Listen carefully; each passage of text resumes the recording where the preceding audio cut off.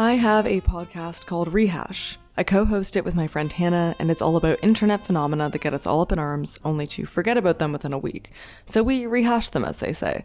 We're about to launch our 6th season, which is all about internet subcultures, the stories of how they arrived, thrived, and sometimes died. Go check it out.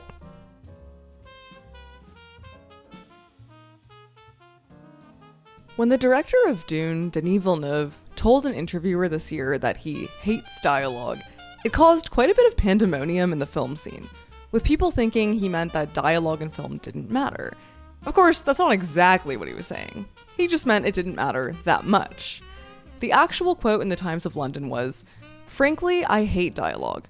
Dialogue is for theater and television. I don't remember movies because of a good line. I remember movies because of a strong image. I'm not interested in dialogue at all. Pure image and sound. That is the power of cinema. But it is something not obvious when you watch movies today. Movies have been corrupted by television." The interviewer then asks him, because TV had a golden age and execs thought films should copy its success? And Villeneuve responds, "Exactly. In a perfect world," he says, "I'd make a compelling movie that doesn't feel like an experiment, but does not have a single word in it either. People would leave the cinema and say, wait, there was no dialogue? But they won't feel the lack." What he was saying was that film, in essence, is visual, and filmmakers should focus on that, rather than trying to mimic other art forms. But the hyperbole of the statement didn't really help him. In response to the backlash, he later clarified, "I don't hate dialogue. I'm not inspired by scenes that are overwritten with dialogue. That's the truth. And I'm talking about my own work. I think dialogue is the tool of expression for theater, and then it became, for other reasons, one for television."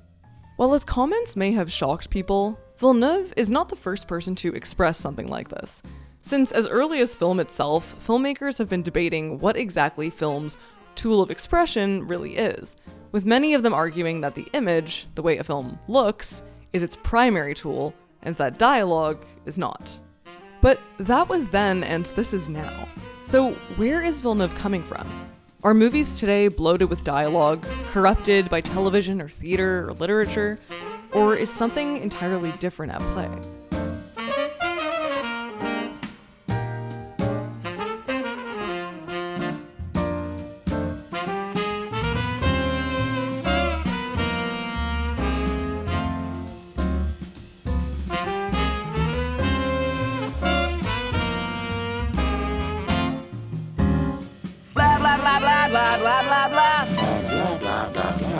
Blah, blah, blah, blah, blah, blah.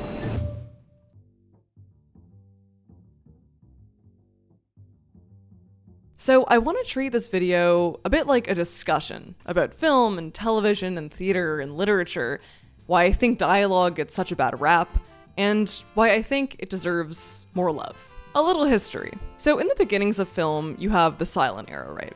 Sound technology has not been mainstreamed yet, and so movies had to convey action, emotions, and themes through the use of score and the image, dramatic lighting, set design, and an expressive physicality on the part of the actors.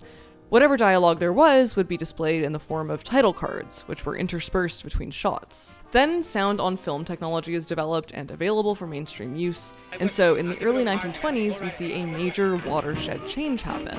The screenplay gets a newly enhanced role in the filmmaking process, films become more naturalistic, and many actors aren't actually able to cross over into this new era of the talkies. This did not go over well with everyone. Charlie Chaplin, the undisputed king of the silent era, felt that the talkies had foregone film's most important means of communication: pantomime. He wrote in a 1931 op-ed, "Action is more generally understood than words. The lift of an eyebrow, however faint, may convey more than 100 words." Chaplin had continued to make silent films well into the talkies era, believing confidently that public interest would one day return to the non-talking productions. He argued that children were unable to follow dialogue, and had thus stopped going to cinema, that dialogue was restrictive, and that film should be liberated from it, because film is a medium, quote, "that is universal in its utility," meaning it has a wide range of functions, or again, tools of expression. Chaplin's sentiments were shared back on the continent by pioneering Soviet filmmakers like Dziga Vertov, Mikhail Kaufman, and Sergei Eisenstein, who railed against what they saw to be the tyranny of other art forms. In a sprawling piece of writing called We, Variant of a Manifesto, Virchow spoke bluntly. We protest against the mixing of the arts, which many call synthesis. The mixture of bad colors, even those ideally selected from the spectrum, produces not white, but mud. Synthesis should come at the summit of each art's achievement, and not before. We are cleansing film of foreign matter, music, literature, and theater. We seek our own rhythm, one lifted from nowhere else, and we find it in the movement of things. We invite you to flee, out into the open, into 4 dimensions, 3 plus time, in search of our own material, our meter and rhythm. What exactly were we fleeing from? Well, what many found to have been lost in the transition to sound was experimentation. The camera became static, sitting still as actors walked across artificial sets. Acting became more stilted and formalistic. Scripts limited the ability for improvisation. Dialogue had taken on the role of light technician, composer, actor, and worst of all, camera. People were no longer interested in what film could do. The Soviet filmmakers, or kinos as Virchow referred to them, argued on behalf of a different form of filmmaking, one that used the camera as a sort of surrogate for the human eye. Montage. For the kinos, montage gave filmmakers the ability to tell a story by stitching together a variety of different images with a penetrative camera eye, and thus required no dialogue.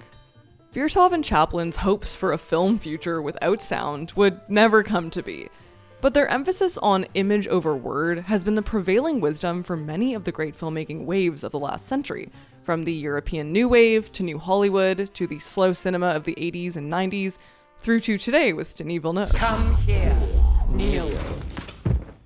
I just wanna be pure. Spike magazine recently released a thought-provoking essay by Connor Truax called Against Autofiction: 2 Paths for the Internet Novel. And in it, Truax problematizes a recent phenomenon in popular literature, where contemporary novels attempt to use internet speak to reflect the mediums of communication we use most often today. But he says that the language of these books tends to be kind of flat and dull, and they tend to be autofiction, which centers the persona of the writer above the contents and the prose of the book. This, Truax argues, does not accurately embody our present internet-soaked moment. So he poses the question, how can the novel respond to the internet in a way that's constructive to the form? I'm not here to say one thing or another about Truax's essay, which I really enjoyed. But reading it, I found there to be a lot of parallels between what Truax is saying in his essay and Villeneuve's comments to the Times. He uses a lot of references to film, like saying that Philip Roth adapted a televisual style of writing, or mentioning montage cinema when discussing books that he thinks best embody the internet. But the most significant similarity between this essay and Villeneuve's comments is that Truax suggests that internet novels should take on a form that represents the web-like structure of an internet database, one that rids itself of traditional literature, of autofiction and the tyranny of persona, and instead emerges as its own pure form. And it made me think about how artists tend to turn towards these purity arguments when they feel like their art form is being threatened. Literature is being threatened by the internet, so Truax responds by saying that the contemporary novel should rid itself of its predecessors and get down to its purest form. Film is being threatened by the talkies, so the kinos argue for a more pure approach to filmmaking. And what is threatening film right now? Well, a lot of things. The streamers have crippled box offices and basically made viewing film no different than consuming content on the internet from the comfort of your own home. Art is also subject to extensive scrutiny and debate on social media, a place that's not exactly known for nuance. Social media is also the biggest marketing platform today, so distributors are forced to comply with its standards. These things can all impact the way that a film is made. Nobody talking like that. I spoke to screenwriter and podcaster extraordinaire Jamie Loftus about the ways that dialogue can be, well, bad. I feel like bad dialogue makes the whole movie look insecure. Bad dialogue is telling you things you already know, really over the top, reminding you of something that already happened. I feel like bad dialogue just shows that the writer or the filmmaker, whoever it is, someone does not trust the audience to understand what's going on. Bad dialogue to me, and this is not like a criticism of SNL functions like the straight man character in an SNL sketch. They're like, oh my God, I can't believe this is happening. How could this thing that you're looking at? Here's what it is. There are definitely some recent dialogue-heavy movies that are overly expository. One of those being Conclave, a recent political drama by Edward Berger about a cardinal overseeing a papal conclave after the untimely death of a rather progressive pope. The movie, which stars an ensemble cast of some of the best actors working today, is so powerful up until this 12 Angry Men style scene in the third act, when one of the cardinals stands up and says the message of the movie outright. When you say we have to fight, what is it you think we're fighting? Which makes the rest of the film and all of its visual metaphors feel redundant. And interestingly, in that same Times interview, Villeneuve uses Oppenheimer as an example of a movie that's saving cinema. He said, "It is a 3-hour rated R movie about nuclear physics that is mostly talking. But the public was young. That was the movie of the year by far for my kids. There is a trend. The youth love to watch long movies because if they pay, they want to see something substantial. They are craving meaningful content." Yeah, Oppenheimer is mostly talking, Denis Villeneuve. And it's a good movie, but its dialogue, at least for me, is one of its weakest elements. The film, which opts to include a massive chunk of Oppenheimer's life into its runtime, is extremely preoccupied with historical facts and details, which means that a lot of the characters, and there are a lot of characters, serve as conduits for information rather than actual lived-in people. Everything's changing, Robert. The world is pivoting in some new direction. This is your moment. There are also several occasions throughout the film where a character will outright say the theme. You are an American Prometheus, the man who gave them the power to destroy themselves. Like this particularly egregious scene where Oppenheimer is sleeping with Jean Tatlock, and the two are having a strangely fast-talking exchange for such an intimate moment, and then Jean gets up and rather calculatedly asks Oppenheimer to read her a line from the Gita. And now I am become death, destroyer of worlds. Again, it's a bit redundant, and a little unnatural. The tendency of contemporary films to be didactic could be a result of people on social media deeming any art that does not spoon-feed them its message to be amoral. If Villeneuve is fearful about this, I understand him. Like a lot of unmemorable Oscar baity movie has characters stating the themes. That period from mostly male auteurs right after the Me Too movement, that was a stunningly bad time for dialogue, especially having women stating this guy is bad to show that I'm with the times. Yet, while dialogue heavy, both Conclave and Oppenheimer are very visually oriented films. Oppenheimer especially was celebrated extensively for its visual spectacle, so we can't really say either of them exemplifies what Villeneuve is talking about. I'll be honest, I struggled a lot with this video, because ever since I first heard Villeneuve's comments, I've been racking my brain for examples of movies that mimic TV. Recent movies with dialogue that I didn't love, like Conclave, Oppenheimer, and even a small-scale drama like Marriage Story, still used imagery to convey a lot of their messaging. Marriage Story I dislike for a number of reasons. It just kind of feels like Noah Baumbach self-flagellating, but the dialogue especially feels contrived, especially in these moments where Baumbach is attempting to have the background characters operate like a chorus. She's beautiful. Her wig looks great. Where's she been for the past 10 years? Doing weird theater in New York. Directed by her husband, supposedly very controlling. It just comes across forced and a bit precious. Yet, once again, I struggle to find evidence of the film foregoing its visual language. There are so many moments where Baumbach is staging his shot to convey a division between his lead couple, or their isolated neurotic spirals. So, where is film mimicking TV? I also spoke to filmmaker and fellow video essayist Thomas Flight about his take on Villeneuve's comments, and he too was confused by the TV argument. I find myself really on board for the first half. Pure image and sound, that's the power of cinema. I'm like, oh yeah. And I'm still kind of on board when he's like, it's something that's not obvious when you watch movies today. Then he's like, movies have been corrupted by television. I don't know that I agree with that part. I guess the distinction I would draw here is these are movies that don't rely on the use of an image that would play in a larger format on a cinema screen. If you would watch it on an airplane, you wouldn't really lose much of the experience. That being said, just because a movie is like wall-to-wall talking doesn't necessarily mean it is an extended TV episode. Jamie didn't get it either. I was trying to tease out what he meant by that. I'm like, I guess the generous read of that is he doesn't feel that there are enough movies that lean heavier on visuals than dialogue. But it feels weirdly like it's implying that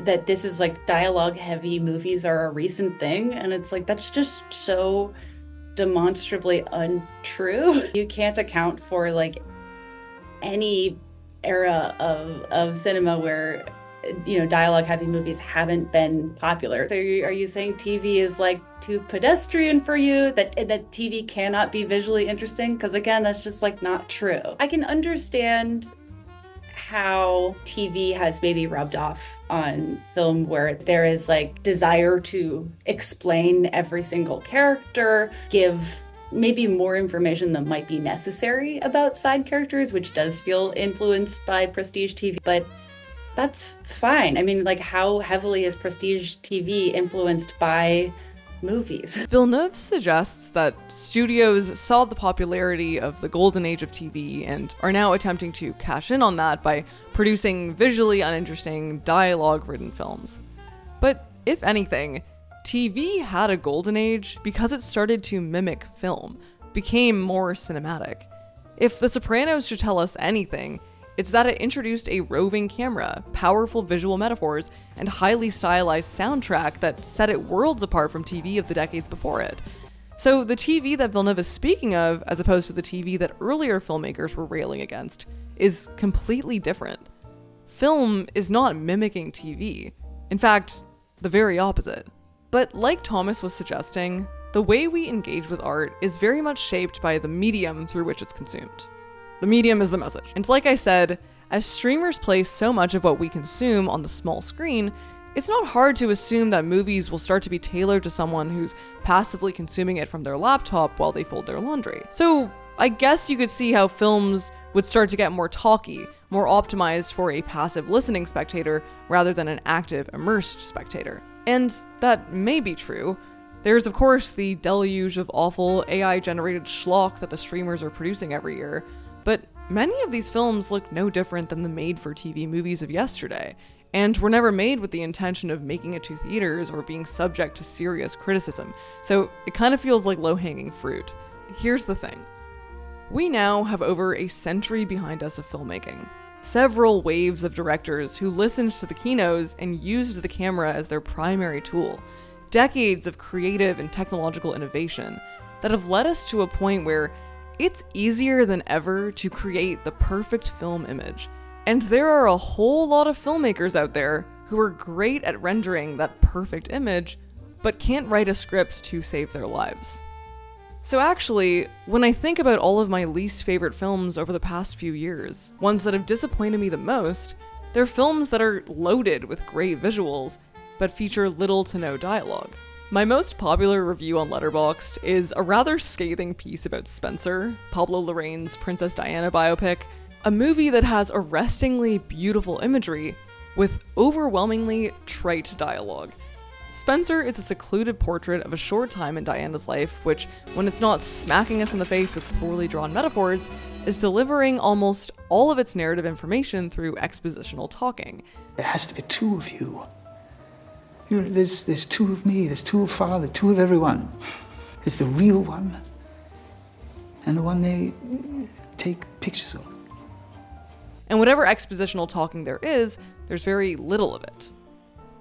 My most watched video this year is about Saltburn, a movie that is undeniably beautiful to look at, which allowed it to do the rounds on social media and become as talked about as it was, but ultimately had nothing to say.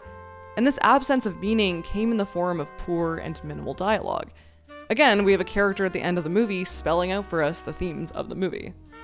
My last video was about The Substance, a movie that also features a variety of vibrant, kinetic imagery, but almost no dialogue. Whatever dialogue there is spoken through what I felt to be a failed attempt at campiness, resulting instead in rather simplistic, juvenile, and alien language. It just didn't resonate with me. And believe it or not, Saltburn, nor The Substance, nor even Oppenheimer were written by a screenwriter. The ring was entrusted to me. It's my task. Mine. My own. Part of my instinct to disagree with Villeneuve stems from the fact that his comments feel very emblematic of that auteur mindset, that the director is king and everything else comes second, which disregards the fact that filmmaking, from beginning to end, is one of the most collaborative art forms there is. The relationship between directors and screenwriters has always been a bit of a tumultuous one, especially when it comes to paying credit. If it's Robert Altman telling screenwriter Brian McKay that he takes all the credit and all the money when you work with him, or Orson Welles being credited as the genius behind Citizen Kane when the film was almost solely conceived by its screenwriter Herman Mankiewicz, or the whole host of early and mid-20th century novelists who I'm sure many of you didn't know were behind the writing of some of the most popular films of all time, like Fitzgerald and Faulkner, who were scrubbed from the records of such films as Gone with the Wind and The Southerner. But the conditions for screenwriting have become progressively even worse over time, leaving us to where we are now. Jamie was a vocal participant in the writer's strike that took place last year. She spoke to me about how difficult life was leading up to the strike and how difficult it remains to this day. The whole structure that I learned in film school was like gone by the time I even entered the industry, and now it's even more different. You know, where like when I was in school, you're like, okay, get a job as a writer's assistant, and then, you know, hang around the room, and eventually you'll get staffed. And by the time I got out of college, you know, I never worked an assistant job. I was just plucked off of Twitter. I think a lot of us, the good thing was that I think a lot of people were working, especially during that huge boom of streamers just churning stuff out. So the upside was there was a lot more work, but the downside was that the work you were doing was being done very quickly, and often you were not being paid a reasonable amount. So it was just getting increasingly harder to make writing your living. It was still challenging prior to last year, which obviously led to the strike. I've mainly worked in animated TV, which is kind of a beast of its own. But prior to this, I was working in a room about once a year. One of the many issues that was plaguing a lot of writers is that a lot of the rooms we were in were called mini rooms. So you would sort of be given a very short amount of time to write an entire season of TV. And then to kind of circumvent that, sometimes they would bring back one or two writers to basically clean everything up and do work that would previously have been done by a whole team of people for a period of months. I've written 2 freelance episodes since the strike ended, but I was just talking with a group of comedians last night, and we were all like, when was the last time you were in a room? And only 1 out of, I think, 6 of us had been in a room in the past year. I think that there's just like this grinding frustration that the people at the very top of the chain are just actively looking for ways to avoid having writers in a way that can be financially motivated, and obviously is, but it also does feel like it's kind of to punish workers who were striking. We're living in a time where it's easier than ever to render a perfect film image, but harder than ever to be a screenwriter, which makes it a particularly strange moment for Villeneuve to be railing against dialogue, an element of film that has historically fallen into the hands of writers. When I saw that comment, I was like, we're already down, man. Like, why? Stop kicking us. Screenwriters are one of the most disrespected cohorts of filmmaking.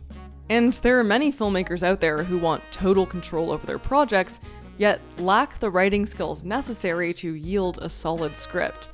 That goes for movies with a lot of dialogue, and ones that have almost none.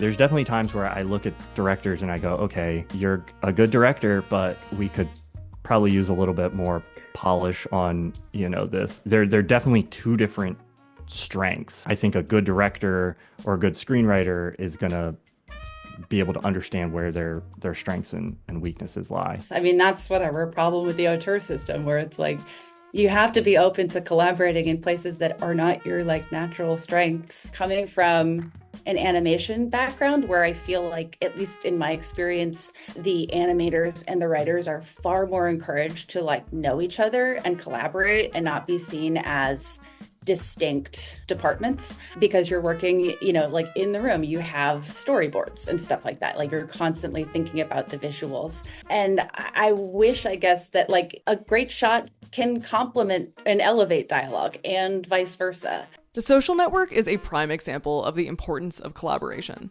Both Jamie and Thomas brought up Aaron Sorkin as a person who needs to collaborate with others.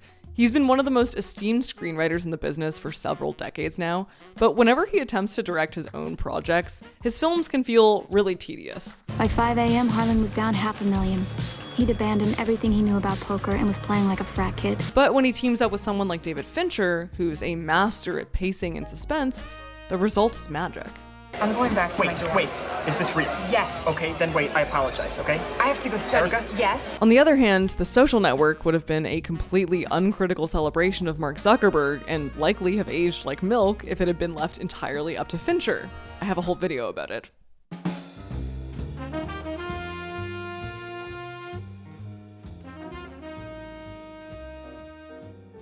Villeneuve didn't say he disliked bad dialogue. He said he disliked dialogue, point blank. And even in his follow-up interviews, he's made it quite clear that dialogue itself was the thing he took issue with. Both Thomas and Jamie agreed with Villeneuve that visuality plays an important role in the writing of a script. When I think about a story, it's often coming to mind first as like an image and a mood and a tone, a small piece of dialogue. But like that is always something that for me develops together. Same thing when I'm working on a video essay.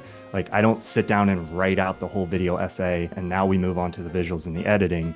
Those are two things that always evolve together for me. Like a lot of the filmmakers that I admire, you know, I know to some extent they will work with the screenplay, like in pre-production and rehearsal, maybe even on set. It's an evolving document, and you're finding how that fits together with the process of telling the story visually. There are a lot of movies that I love that don't really have much dialogue. Experimental documentaries like Koyaanisqatsi is a great example. I think what's great about this idea is it really does lean into, and this is where I find myself agreeing with Villeneuve, that what sets cinema apart, even though dialogue is an important piece of that and can play an important role, I think what really distinguishes it from other mediums is its ability to sort of like let go of that and just rely on image and music or image and sound alone. I love dialogue, full stop. I do think that there is like a tendency, including on my end, because I come from stand-up comedy and podcasting, so I'm not like necessarily thinking visually first. So when I'm writing, I try to build in like steps in the process to force myself to think more visually. I'll try to storyboard it a little bit as a way of like stopping myself from making it so dialogue heavy, get an idea of like, well, what is the point of view of each scene? And then in subsequent drafts, go back, kill darlings, especially dialogue heavy scripts, and looking for opportunities of like, where could I show this joke instead of having it, you know, told. But this doesn't mean that image and sound always have to take priority over dialogue.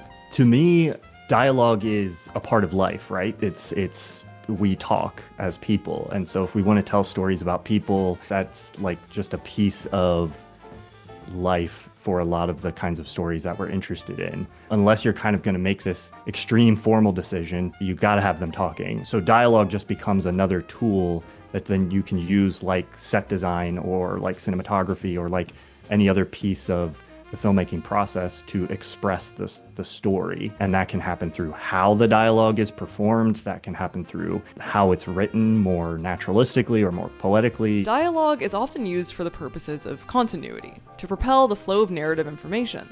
But that's not all it's good for.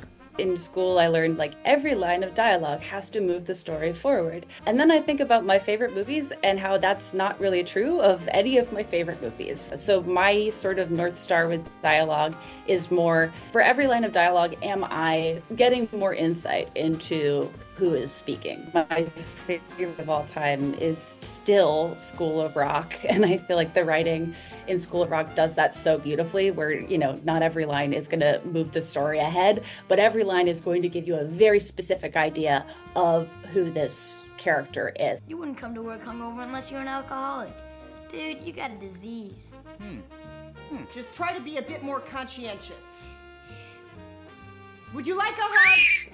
And everyone's really distinct, even though there is a clear, like Mike White's narrative voice is very present. So yeah, I feel like dialogue I view it as like a revealing tool versus a only used when necessary. Bad dialogue is expository.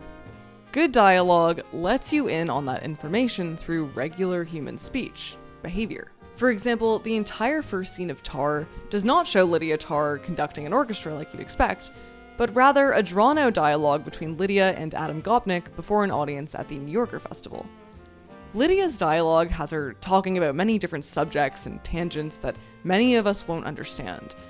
But in her responses, Lydia uses big words. She commands the conversation. She speaks with a great deal of grandeur. The point being that this movie is a character study, and through her words, we learn that Lydia is someone who wears an air of pretension, who reveres the past, who dominates every space she's in.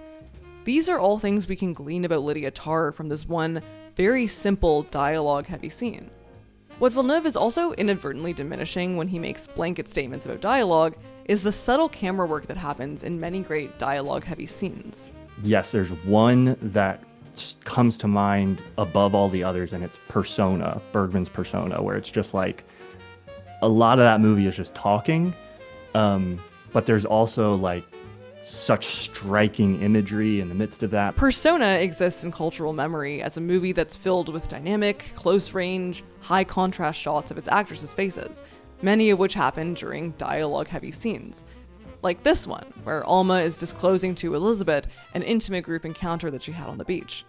The scene bounces between high-contrast images of the two women, Elizabeth on the bed, partially shadowed and listening intently, and Alma walking around the room, sometimes in close-up, sometimes at a wider angle. Alma is monologuing throughout this entire scene. And when she discloses to Elizabeth that this experience on the beach led to a pregnancy and subsequent abortion, Bergman moves his actresses into a two-shot, with Alma's face now obscured in shadow and Elizabeth's illuminated. We're listening to Alma while we look at Elizabeth, as Elizabeth slowly absorbs Alma's memories as her own. Alma's dialogue is revealing something about her to us, while the camera is pointing to a greater subtext of the women's dynamic. You know, you could maybe say something like Phantom Thread or Goodfellas are very like talky movies that also are using a lot of other parts of cinema to their fullest extent. Phantom Thread's a good example of one where it's like a lot of talking but the key moments are sort of where the dialogue falls away and it's just performance. Part of what makes this discussion interesting to me is because I think one of the weaknesses of some of his films is the dialogue. Like, I think he's somebody who would at times benefit from writing help in the dialogue department. When I look at something like Dune, like visually it's incredible. It's this stunning like visual feast of incredible images. And then there's moments where words come out of one of the characters' mouths and I'm like, that felt like a first draft. We could go and polish that up just like a little bit. And maybe that comes from this, like, he's like, well, that's not the important part.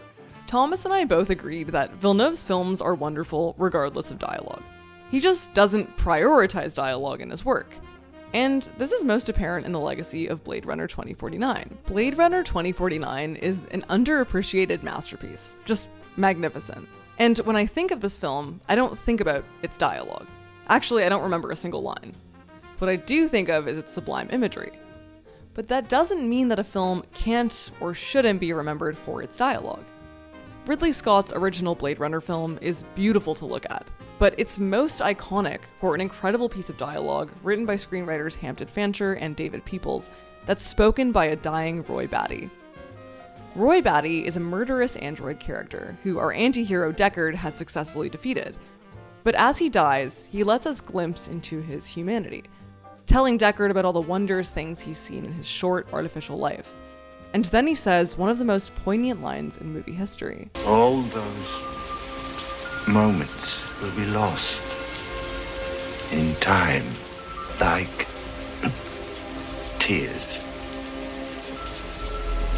in rain. The camera isn't flashy here. It's just a static shot of Rutger Hauer's face. But that one line is well written because Roy doesn't say, I'm an android and I've been villainized because of it, and you shouldn't have killed me. Instead, he reflects on the beauty of his own life, and in doing so, complicates our understanding of the boundaries between human and cyborg.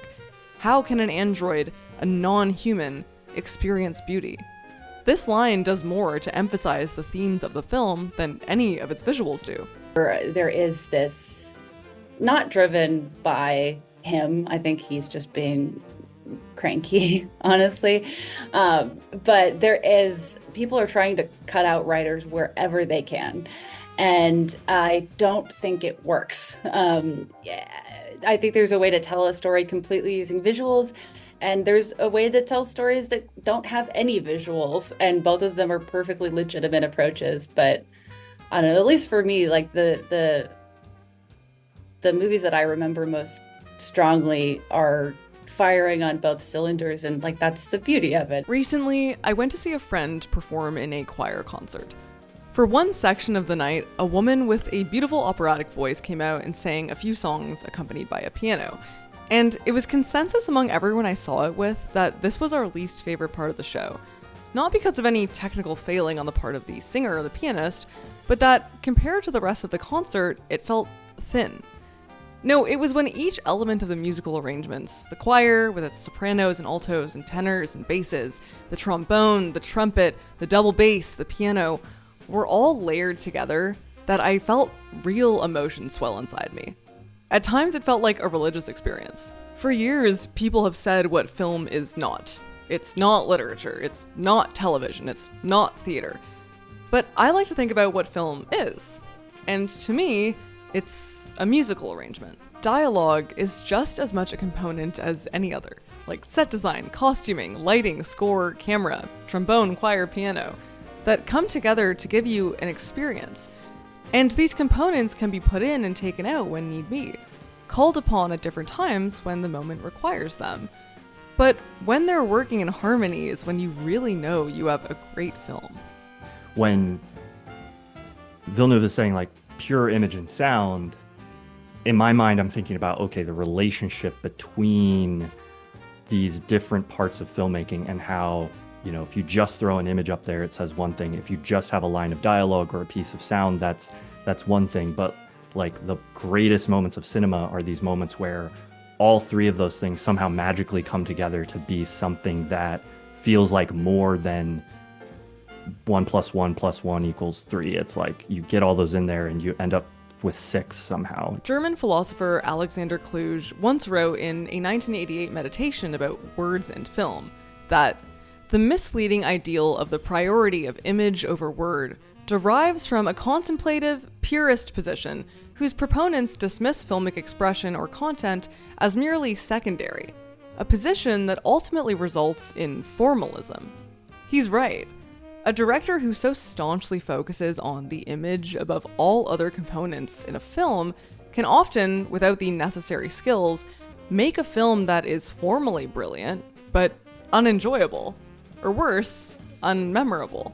That's the thing. I feel like they're not to be like, it's class, but it's like, I feel like a lot of people associate dialogue heavy movies with like pedestrian.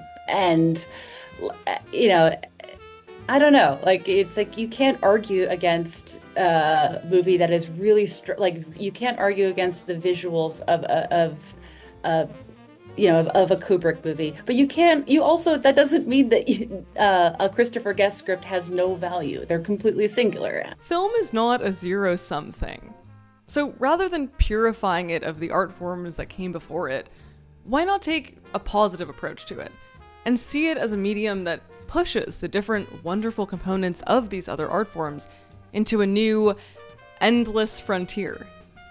So much of the media we consume, whether it's on social media, on television, on, you know, we're reading stuff, is very expository, or it's telling us rather than showing us.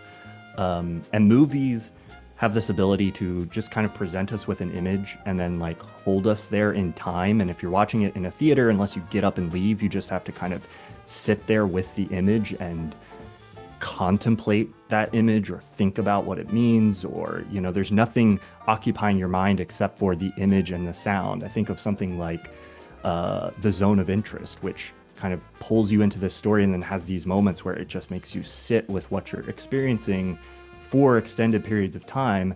And I don't know of many other mediums that do that, unless you're in a museum looking at a painting. It's like you still control how long you look at it. You can walk away, or you could go to a symphony or something, and then you're just like listening in this more contemplative mode of experience. So yeah, I guess all that to say that like that's something cinema/movies have the opportunity to do for an audience, and it's something we rarely get from our art. And so I think, that's kind of a unique power. And I love it when movies harness that. That's just also not like the only, we don't have to like strive for purity of that thing alone. Walk it off. And if Dune 3 is silent, good luck getting people to go see it. Good dialogue reveals something to you about someone's inner character. But even better dialogue reveals something to you about the world that perhaps you sometimes wish you didn't know. My series Taboo on Screen is about films and filmmakers that are interested in the most extreme limits of human behavior, exploring the ugly, morally gray, and taboo aspects of humanity, and in doing so, attempt to crack open our worldviews successfully or not. You can find Taboo on Screen exclusively on Nebula. Nebula is a streaming service that's creator-founded and creator-led, which means we get a ton of creative control over the videos we make. Right now, you can see Taboo on Screen, as well as all of my past videos, ad-free on Nebula, and you can even watch Nebula videos offline with their app. In Taboo on Screen, we look at films that challenge and sometimes offend our sensibilities, covering difficult topics like whether we should get rid of sex scenes, the films of Todd Solondz, Brooke Shields and the controversy around Pretty Baby, and the wacky world of John Waters. Taboo on Screen is just one of a whole host of prestige, original series on Nebula made by some of your favorite creators. We're taking the art of video making to a whole other level and providing a wide range of thoughtful content. You can think of Nebula like Netflix for people who love cultural commentary and also an impossibly wide range of other fascinating subjects as well. If you like my videos and you like Taboo on Screen, then you'll definitely love Unrated, a Nebula original series by Maggie Mae Fish, where she dives into the history of sex and sexuality on the big screen. You can also find Be Kind Rewind on Nebula, and many of my other favorite creators like Princess Weeks and Patrick Willems. If you're interested in watching some really amazing original content, you can sign up using the link below, and you can support me directly and get Nebula for a 40% off annual plans. Then there's lifetime memberships, which cost $300 and last you forever. No tricks, no gimmicks, just you, me, and eternity, baby. And with the holiday season coming up, you might want to share everything Nebula has to offer with your friends and family. So Nebula is now offering annual gift cards. Use the link gift.nebula.tv/broedeschanel to give a year of Nebula to a friend for just $36. Go do it, you won't regret it. So go to nebula.tv/broedeschanel or click the link in the description for 40% off right now. Special thank you to Sayed Hassan, Malpertui, Morgan, Cooper Stimson, Nadia C., Nick, Jenny Eller, J. Frost McFinnigan, Gabriel M., The Wiz Daniel, Edward Yu, Andrew Nguyen, Connor O'Keefe, Gavin Borden, Sharma, Daniel Sardunas, Jenya, Ryan Blythe, Maya Kamaeva, Naomi Nakagawa, Scott Barnett, Julia Campana, Mr. Allen, Luis Eduardo Taroba, Alexis, Napis Bullock, Carrie Gavin, RSS, Fridtjof Holstrom, Alex Short, and Kelly Wolf for supporting this channel.